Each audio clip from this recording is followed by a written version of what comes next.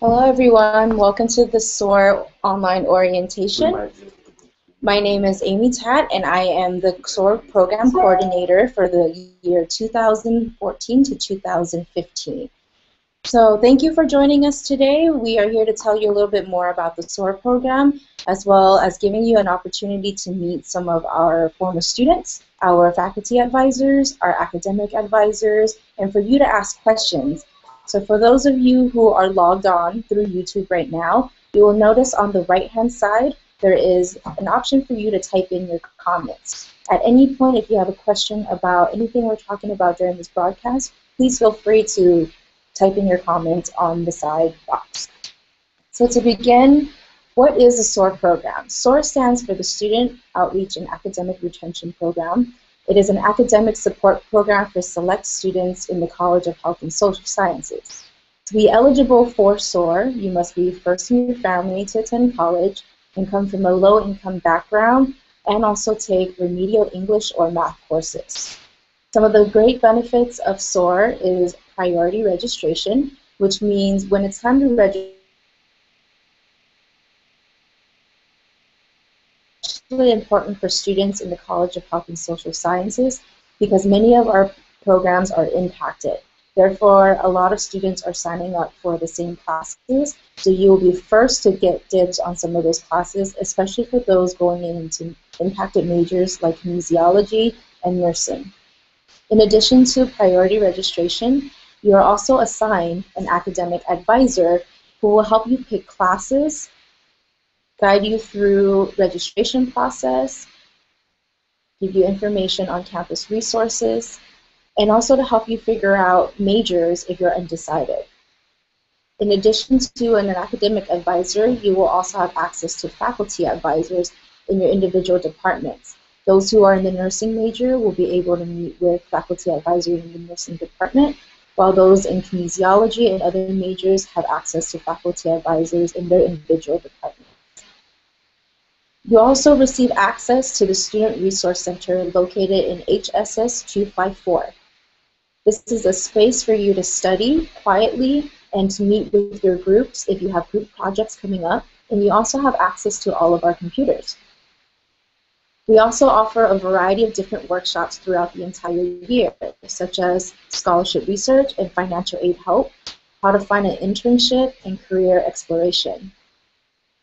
In addition to receiving support from our faculty advisors and from your academic advisor, you will also have peer mentors who have previously joined SOAR and been through the program in the last 2 years. Your mentor will be here to guide you through your first year of college. The transition to college from high school will come with lots of challenges, and these mentors have been through it before. So they're here to support you and guide you through your first year here. We also offer a 2-unit college success course called HSS 101. HSS 101 is an introduction to the College of Health and Social Sciences and first year experience. During your first year of college, you will face many different challenges, and the course is designed to provide you with the skills and resources needed to be successful at San Francisco State University. We encourage you to take the course if your schedule permits. We understand that many of you may have already registered for courses that may conflict in the time the classes offer. In addition, you may have maxed out the max amount of units you're able to register for. So for those who can join the class, please do so by enrolling online using a specific code which we will send out via email. For those who cannot enroll in the course, you have the opportunity to make up the course by attending various workshops throughout the entire semester. And this is something that is a part of the program agreement. So now we're going to segment into what are some of the different student commitments. As SOAR students, you will enroll in the HSS 101 course if your schedule permits. If it does not, then you will attend workshops throughout the semester. In addition, you will meet with SOAR advisors 3 times a semester to ensure that you are taking the right classes, you're planning your academic plan for the following semester and the subsequent years. In addition, you will meet with your faculty advisor at least one time a semester. When you meet with your faculty advisor, this is your opportunity to talk more about your major, the requirements for those who need to apply through a supplemental application, especially with nursing, and also to find out more information about the field that you're entering as your career. You will also have access to study hall hours, which are offered in the evenings. You will come to the Student Resource Center and be able to get homework help, and also a space for you to do your homework and do research on our computers if needed. As a SOAR student, you will also attend various SOAR events, such as our upcoming ropes course, a kayaking trip scheduled for the springtime, and many other fun field trips. We will also have Welcome Week, where you will come in and meet your fellow SOAR cohort and learn more about developing a community with those who share similar interests. You also get to connect with your SOAR mentors throughout the year. Our mentors are here to guide you through your first year of college, and they're also here to plan fun events for you and to address any needs you may have as your studies continue throughout the year. Some of the different questions that came up on your application prior to this orientation included whether or not you can join SOAR if you are already involved in other campus programs.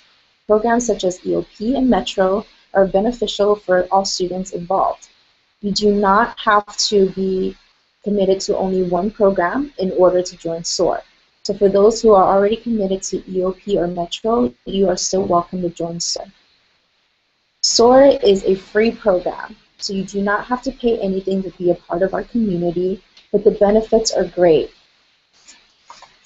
We hope that you learn a lot about the SOAR program, and we will take a moment right now to invite some of our other guest speakers. Please stand by.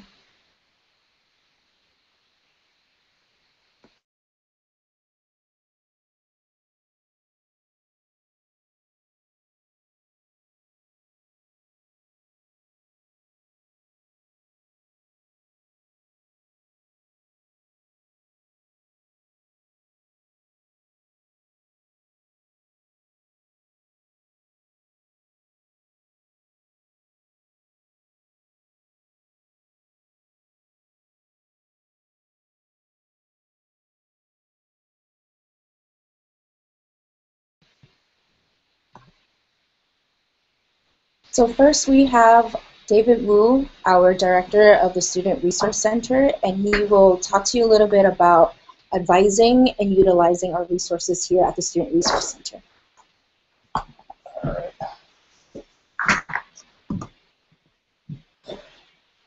Hi there. It's my first time on camera. Welcome. Well, I want to first say just welcome to not only to SOAR but to the university. You guys are going to be starting classes, I know, next week, and it's pretty exciting times, and probably some nerve-wracking times as well. But that's what we're here for. My name is David Wu. I am the director of the Student Resource Center, and hopefully one of the folks that you guys can come to rely on this upcoming year. Much like you, I have a very similar background to many of you guys. First generation as well. I was the very first in my family going to college. I actually came to Essex State. It was undergraduate here, but my undergrad in history back in 1996, and did also my master's in counseling and my master's in public administration as well along the way before working here. So, you know, I'm pretty well versed with this university, and know my way around pretty well. So, you know, again, hopefully I want you to fit with me and our program as a resource for you. I wanted to talk a little bit about the importance of advising. Obviously, I mean, we have an advising center, and anything that we do, advising is extremely important. I'm thinking back to when I was an undergrad, starting to see college, and had very little guidance in terms of what to do. I wasn't sure what I wanted to major in. Once I figured out I wanted to major in history, I didn't have anybody kind of giving me that path and guide to help me with that major. And it took me a while. It took me 3 years to finish up at community college, and another 3 years at Essex State before I was able to graduate. And it kind of upset me when I found out that if I had done some proper guidance, that I wouldn't have taken all the position of courses that I did not. I would have done that a little faster. And I think that's one of the big benefits of seeing an advisor, particularly seeing a SOAR advisor, is that we can kind of help you towards your goal, whatever it may be. I know many of you are applying for college, and our college is an impacted college, meaning that you're trying to get into a major that a lot of folks are getting into. And it's kind of daunting. Not everybody's going to, you may not necessarily know what classes to take, you might not necessarily know what the application process is like, and we can help you with that. We can help you understand those pieces, so that way you can go ahead and take care of it and try to get into a major, and then not only get into the major, but also finish that and finish up and finish the major up in a reasonable time constraint and graduate. So I cannot stress the importance of advising. Meeting with your SOAR advisor goes beyond just the academic piece. I think it's also, I like to think of our SOAR advisors as folks that you want to check in with. Not only just about academics, if you've got issues or problems with a roommate or figuring out financial aid package or how to get a job. There are folks that you can talk to about that. And again, we might not necessarily know the answer. I'm not going to say that we're experts in everything, but I think all of us have been here long enough that we don't know the answer, that we can directly request that and get you the answer, and hopefully help you figure out how to take care of those problems for yourself. So again, cannot overemphasize the importance of advising and seeing not only a SOAR advisor, if you don't feel comfortable with one of us, then make sure you talk to an advisor on campus, if you're in the graduate advising center, or that's the faculty of that. I've been given a set of questions that some of you guys have asked, and they wanted me to go ahead and answer this question, so I'll go ahead and read out some of those questions and then give you guys the answers to them. Then after that, I'll go ahead and introduce the advisor. One of the very first questions I was asked is, when can I change my major and how can I do that? There's really 2 time frames that you can do that. In the fall semester, beginning August 1st, all the way through October 1st, and then for the spring semester, but in January 1st, going through March 1st. However, you're in a college, they're all impacted majors. It's a little different for our college. Each college, or each department, whether it's nursing or health education, criminal justice, they're going to have their own times as to when you can actually make changes to the major. It's not so much a change of major, it's actually applying into a program. So you apply, for example, for nursing sometime between October 1st and November 30th. If you're looking at some of the CHSS majors, it's sometime in the spring as well. So you want to check with the individual departments, and you want to check or with us, and we can let you know specifically when you can apply to those programs. Or if you're looking at majors outside of those, non-impacted majors, we can selection there as well. Can I receive, next question would be, can I receive advice and help on how to decide what I want to do in the future? Yes, absolutely. That's something we can absolutely decide. Can help you with. We're not going to help you decide your future. That's not our role. That's not our place. But what we can do is kind of help you with understanding the things that you need to do, the type of research that you have to do, the folks that you can talk to. That's going to help you with the decisions and help you figure out what to do for the future. Next question. Am I able to take classes outside of San Francisco State, such as summer classes in my town, or can I do bachelor? Absolutely, yes. I have to, it's something I highly recommend for you guys to do. In fact, it's a lot cheaper at the JC, so yes, absolutely you can do that. And then, how do I know if I'm taking the right classes? Simple. Come and talk to a SOAR advisor. And speaking of SOAR advisors, I'm going to have them come in and have the SOAR advisors introduce themselves.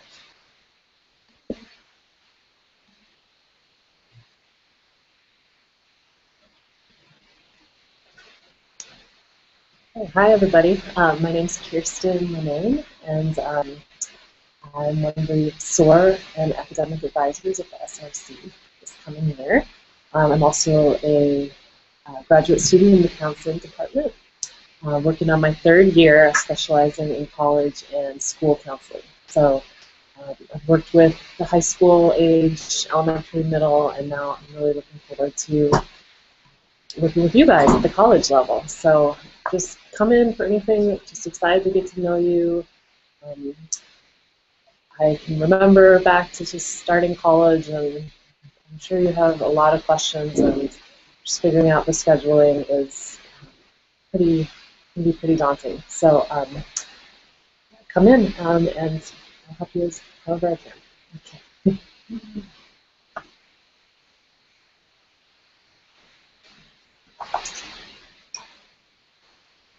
Hello, my name is Taryn Wong, and I'm also going to be a SOAR advisor and academic advisor for SRC this coming year.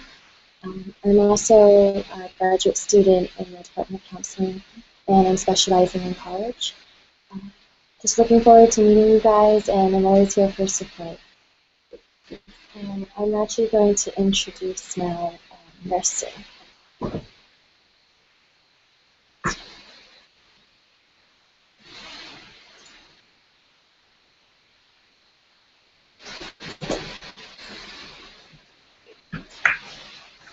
Hello, I'm Dr. Maryann Van Dam. I'm the director of the School of Nursing, and this is Mr. Robert Strong, who's the director of my admissions in nursing. My unbiased opinion, of course, is that nursing is the best profession in the world. However, there are many other options in this campus, and so they're close second. Nursing allows you to have a multi-role profession. Sometimes it can be in the hospital, sometimes it can be in the community, sometimes it can be primary care if you're going into an advanced degree. So it is a career that can vary for your whole life.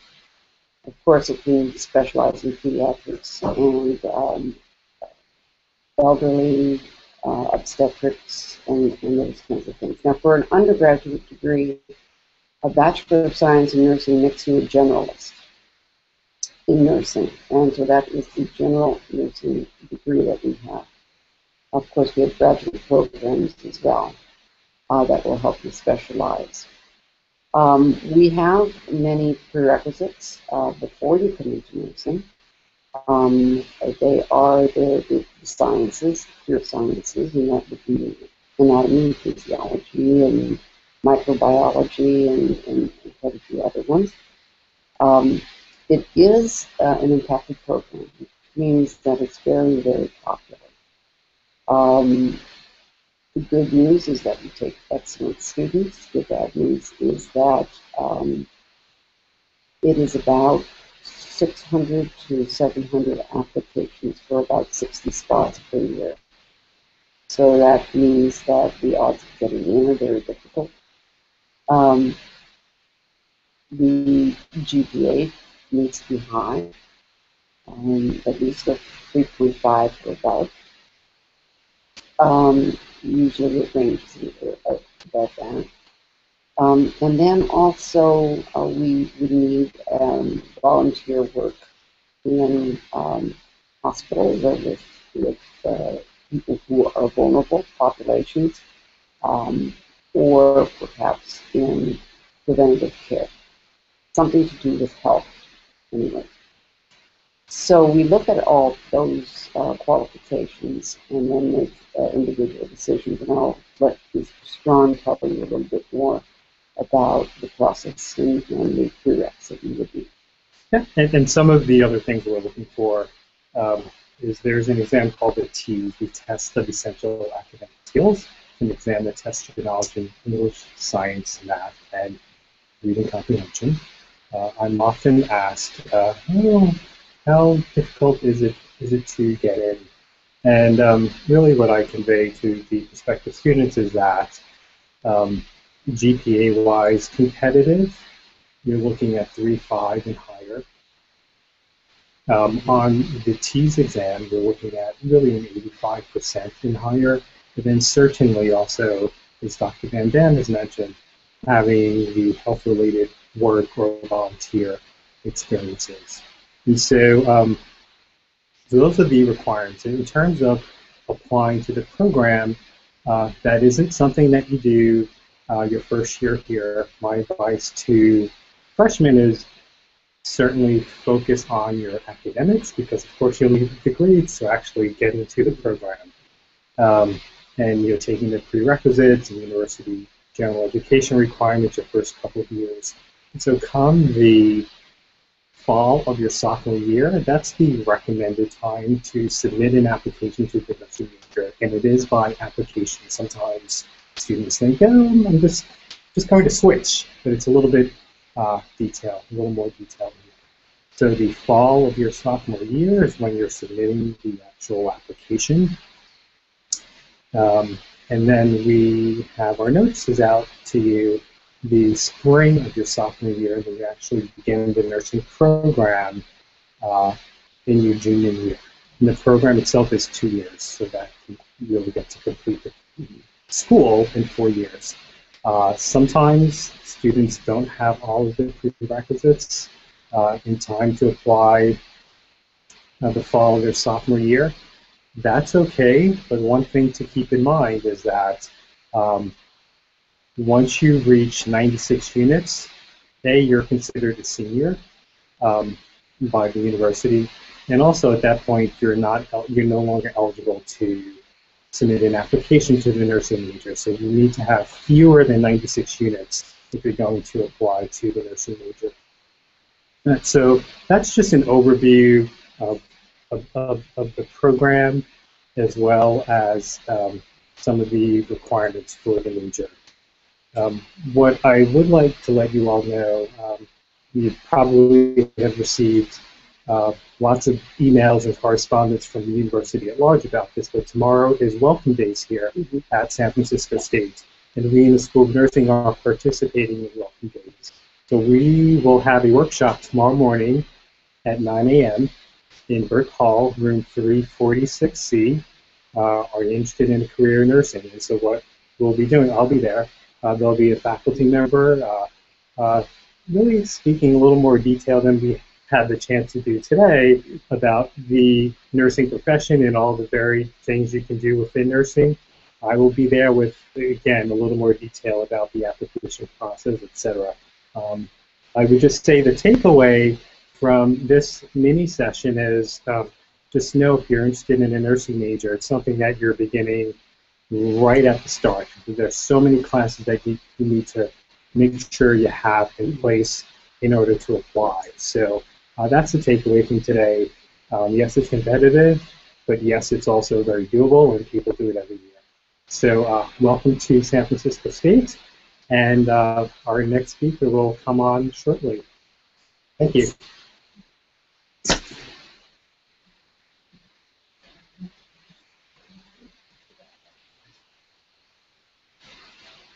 So next up, we have the Kinesiology department here to tell you more about their major.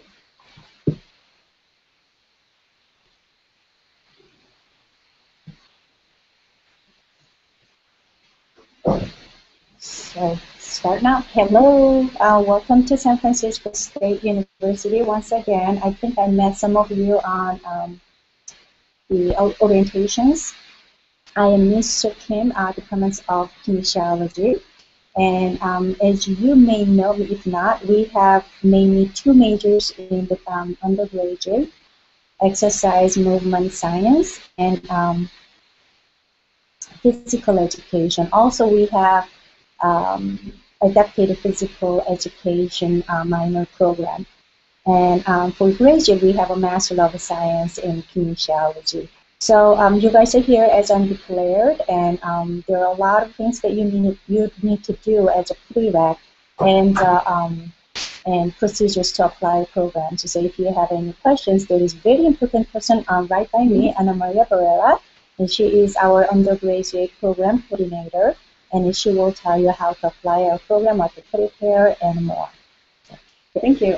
So my name is Maria, and I'm the advisor for the Kinesiology department. And I had also met you guys during orientation as well. So since you guys are undeclared interested in kinesiology, it's very important that you follow some procedures, which include applying to our program by the time you reach junior status. And this information can be found on our kinesiology website under impaction. So make sure that by the time you guys reach 60 units that you're well aware of the prerequisites and how to apply to the program.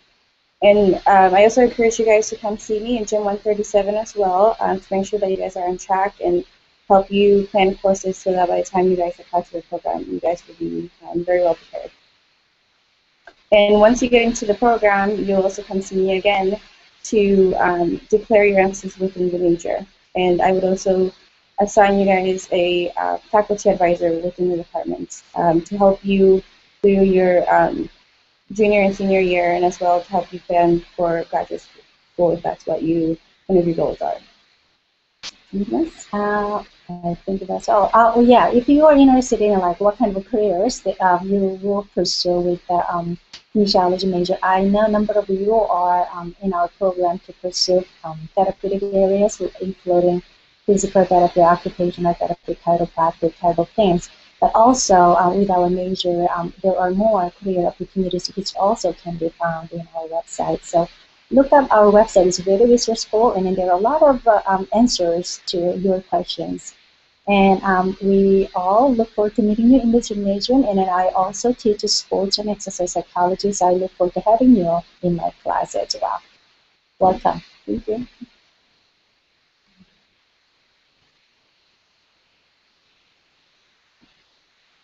Thank you, Kinesiology Department. Next, we would like Ms. Brown to come join us from the Criminal Justice Department.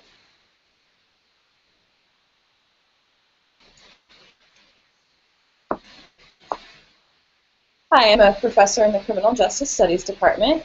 Here at San Francisco State, the Criminal Justice Department is an upper division only major, so you won't be able to take our classes until you reach 60 units. We are also an impacted major, so make sure that if you do want to become a criminal justice major that you do make sure that before you get to 60 units that you know our application process and what you need to do to get into the major. I have a couple of questions that I was given to answer, and many people think criminal justice is only for people who want to become police officers, but that's actually not the case. There are many, many careers you can do with a criminal justice studies major. About a third of our students go into some sort of law enforcement position, so those would be things like traditional police officer, correctional officer, juvenile probation officers, probation and parole officers in the adult system.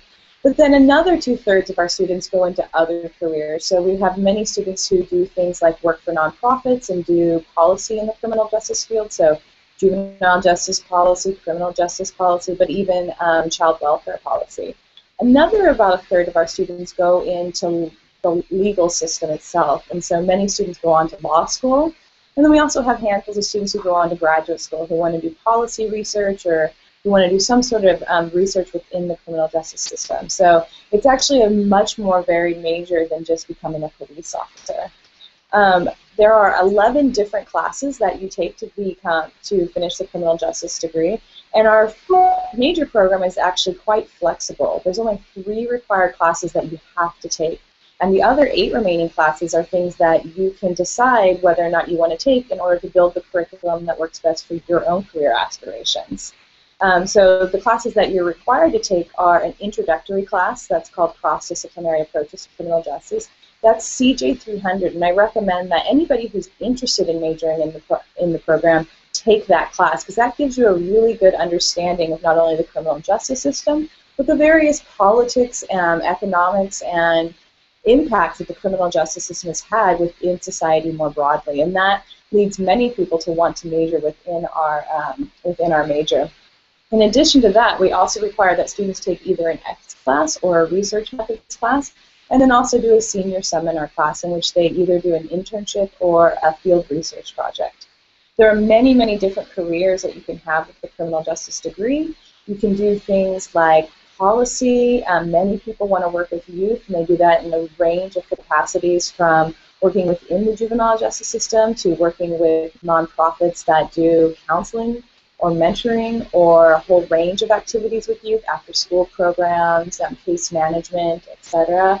There's also many things that you can do with adults as well. Many people run, various nonprofit organizations like restorative justice institutes, or work in many of the reentry programs that are very popular nowadays. And then, of course, you can also do the traditional careers that are fed by criminal justice, so law enforcement,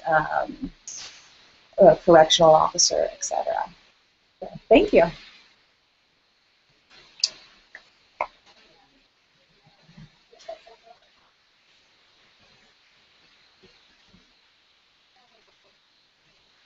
Next up, I would like to introduce Dr. John Elia, who is our college's Associate Dean, and he will speak to you about the Health Education Department.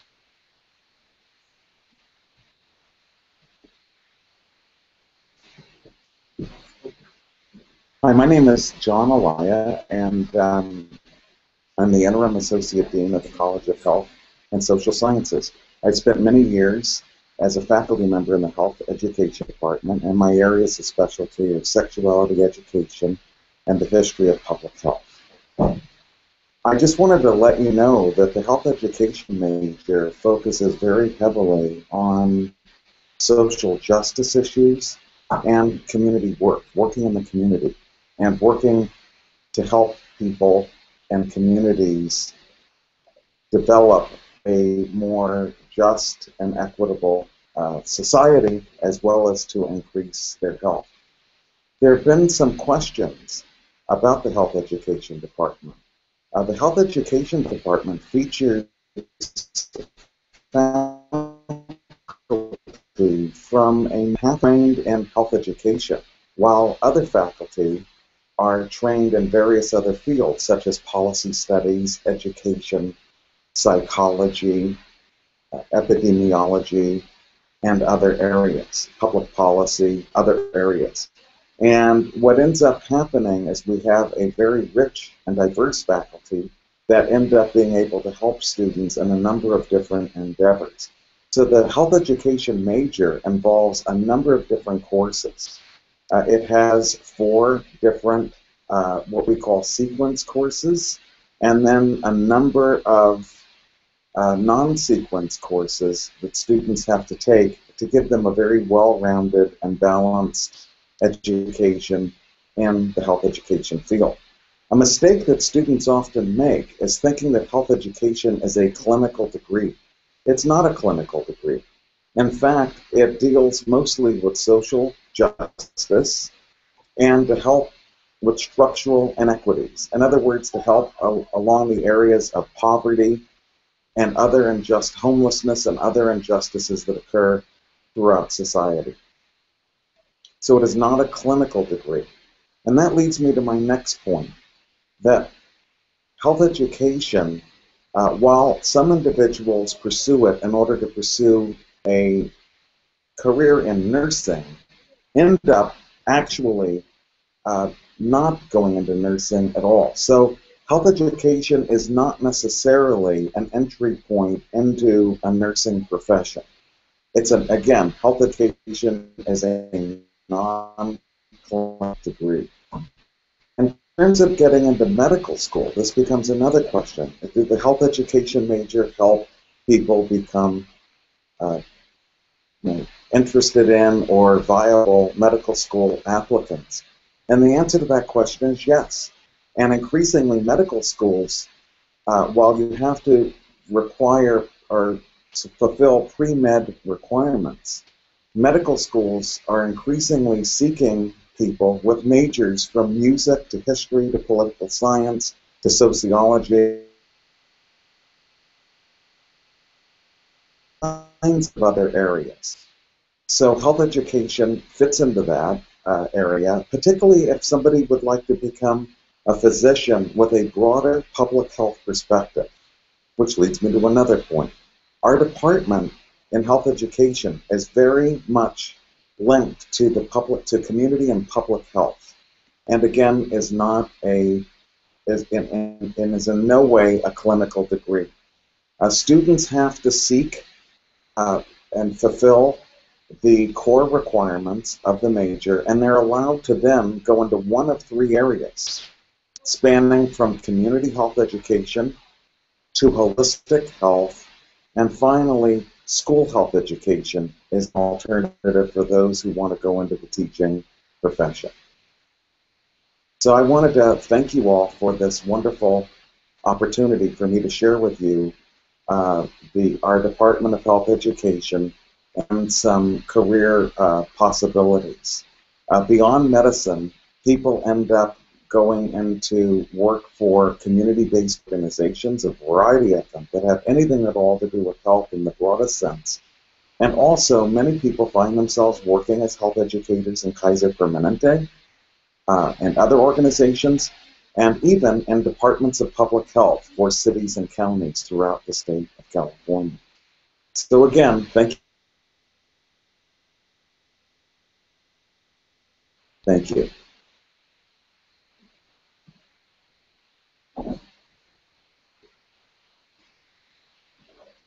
Thank you, Dr. Elia. So that concludes our online orientation for SOAR. We hope you learned a lot today about our program, our advising, and also our different departments. Again, please come check us out in HSS 254. And if you are interested, please make sure to sign on to our online application or shoot me an email at amiecat@mail.sfsu.edu. Thank you so much, and we hope to see you soon.